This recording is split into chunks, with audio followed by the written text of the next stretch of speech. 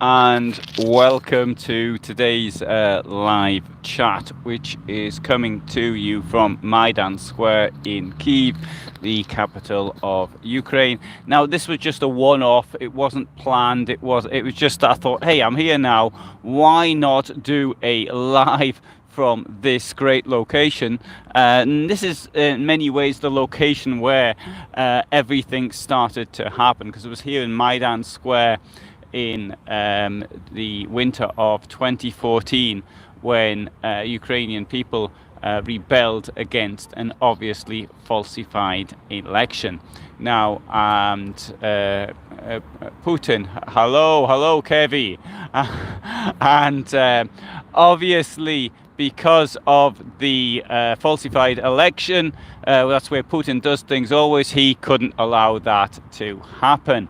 And that in turn led to the invasion of the Crimea, and as Ukraine did next to nothing to stop this actually happening. And hello Bob.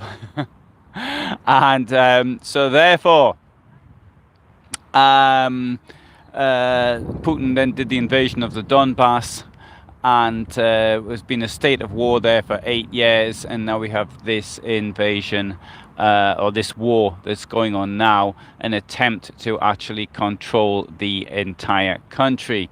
I did feel for some time it's that, well, why doesn't Ukraine try to actually physically remove the Russians from the Donbass? Well, I do appreciate that that wouldn't have been realistic. And I'm going to let the thing fall down here a bit. That's easier for me, the microphone. If you can't hear me, or if the wind gets too strong, then please say something. Right, so I've done a bit. Hello.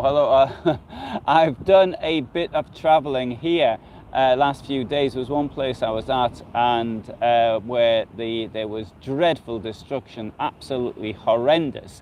And at the time, I thought, I'll do a live broadcast from here, but I was so emotionally involved in it. It absolutely shocking. Am I safe? Yes, I'm perfectly safe, Kyiv. But on the subject of being safe, I had some comments on my other channel about doing broadcasts during air raids, that it wasn't making a good example. There was the sirens went off here about 20 minutes ago. So if there is an attack or an air raid, or if there's air alert, I should say, then I will I'll then go and I'll go somewhere else. Now, wasn't there a major battle during the Second World War in Kyiv? Yes, the biggest, the most, the greatest military victory or defeat, depending on which side you're on, happened here at Kyiv, or rather to the south more of Kyiv, in August and September of 1941. Now, Kyiv was captured on the 19th of September 1941. Oh dear, there's some, yeah. Right, there's some racket out the back here. That's not an air raid warning. I don't know what it is. It sounds like Las Vegas to me. Oh dear. I've got a feeling this is going to be difficult to do with this singing in the background. Good morning, Christopher. Hello. Anyway, look, I'll just finish this thing about. I'll have to go somewhere else with this racket on. But I can't understand the words. Yeah, it's time for a dance. Indeed it is, yes.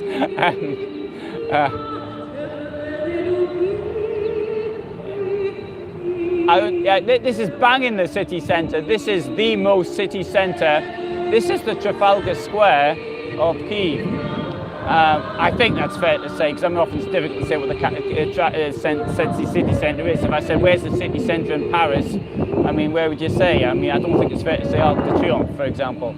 And I mean, if Los Angeles hasn't got a city centre. So, okay, Times Square, New York, that's easy. But yeah, I'm sort of lost in other places. I mean, Berlin, where would you say? The Brandenburg Gate? Well, maybe now, yes.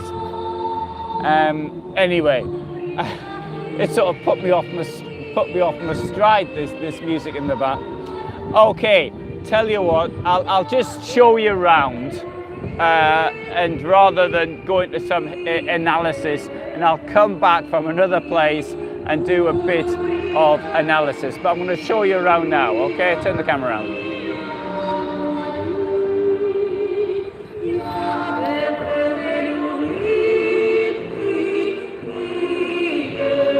Now, I can't understand the words to this. Yeah, only some music in Kyiv.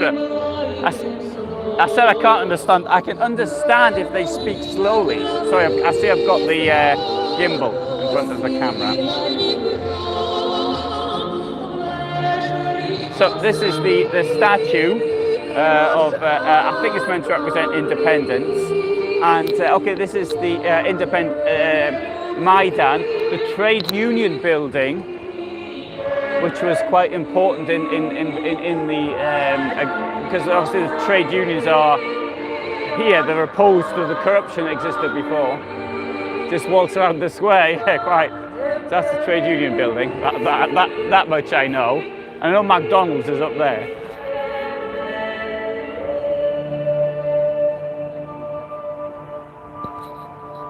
Oh, sorry, there's McDonald's. Got that one wrong. And I've also got to be a bit careful about what I film. You shouldn't be filming soldiers or anybody in uniform, and which is rather difficult when there's so many people in uniform. And yeah, so I noticed there was something on down there because there was a lot of people down there earlier as I came in, and there's lots of roadblocks as well in the streets, and we got controlled today, this morning. I've also I had to show my passport in one place as well. But no, it was twice today. But that's I haven't been controlled that much so far. Yeah, you've got to be very careful, Bob. The thing is that I don't want to give any not only because I've got a certain amount of fear of the security services in Ukraine, but I've also you don't want to give any potential information to the enemy as well. But I'll show you some of the things. You've got this sign over there that says "I love Ukraine." That backwards R is pronounced Y, yeah, and so it's "ya," love, and okay, in Russian it's "lublю," and I think it's pronounced "Ukrainu." So if it's "I love," it must be "Ukrainu," must be presumably the accusative case. So the object, I presume, I don't know. I haven't studied, I don't know the language, but I can sort of get by in a way. And I've got to not get by, sorry, I understand that. And when people speak to me in Ukrainian, I can understand what they're saying, but they usually then go over to Russian pretty quickly. But you can see even here, we've still got these tank traps. Now the tank traps have been put to one side. So we've got these like dragon, what are they called now? The dragon's teeth? These things there, and you've got next to it also you've got smaller ones as well, and then you've got these electric scooters which which they've got all over the place. Although I heard in Warsaw they were going to ban them because of the I think they're pretty dangerous, to be honest. That's my opinion. You get people sort of going along at speeds. I heard there was a policeman, this was happening here in this country, and the policeman clocked the person on an electric scooter going on a pavement at over 30 kilometers. Now, I heard the conversation between him and somebody else, and so that person was obviously speeding. And anyway, so they're looking down there, you've got yeah, but they're all over the place. It's not just here. It's just about everywhere. And they see the Ukrainian flag out there. So something's happening there because there's a lot of people standing there. One thing I saw today, and yeah, I'll stick the camera back on me, just in case you forgot what I look like. One thing I saw today was, might be soldiers there, sorry, I'll have to come around this way. One thing I saw today was there was a rather fancy looking cafe, sort of eatery place, and they were giving free food to the needy, and I thought, that's a nice sort of thing I ought to be covering. I mean, it's not exactly what's the subject matter of this site is. But then I thought, oh, maybe I ought to start doing a normal site just on Ukraine as well. Yeah, it does look like business. It very much is. It looks like business as usual. You can see how many people. Electric scooters in pedestrian zones are not supposed to happen, but the idiots do it. I agree. Yeah, yep. And I am in a beautiful part of the city. And there's some. What's really good here, though. There's this. You get these. Kyiv is very hilly, and you get these places with views of the river. The Dnieper is really wide here, and in fact, I sent a picture. I mean, I deliberately sort of did it in a certain way, but I was sitting on the beach, and I said that I was at the seaside. So there is. It is really wide, and it's very attractive. Now, things when I came out the station the first time. When I got here, and I saw these buildings look sort of grey and forbidding. Not only that, I got off the train and I went in. You had to go into a tunnel, and there was no light there at all. Okay, people got mobile phones and I just followed everybody else, and people put the torches on the phones. And then you come out, and there was this came out, and it was like it was a control. So controlled documents, but they just waved me through. But just all men were being stopped, and then came to you started walking in the street, and the streets were empty, nobody around, absolutely dead, and it looked quite forbidding, and it wasn't particularly attractive as well. These Stalinist era buildings, as they say in Moscow, they call them. They use the word Stalinist buildings, and that rather put me off until I walked for about 15 minutes towards the apartment that I'd rented, and then I went into a cafe and I sat in there for an hour, and then I sort of came out of the cafe, and it was strange that suddenly it was all different. It was a cafe that transported me from one world to the next. And anyway, so the plan here was to do something related to the war. I'm not certain it's such a good place to do it from, so what I'll do is I'll go somewhere else. You've seen what this place here looks like. A Battle of Kyiv World War II stream on my History channel if you have time. Not at the moment, no. That's rather difficult. The Battle of Kyiv is the greatest battle of all time, I'd have to say. And thanks, yes, thanks Bob for suggesting like button. The Battle of Kyiv is I think it's too complicated for me to actually deal with, to be quite honest.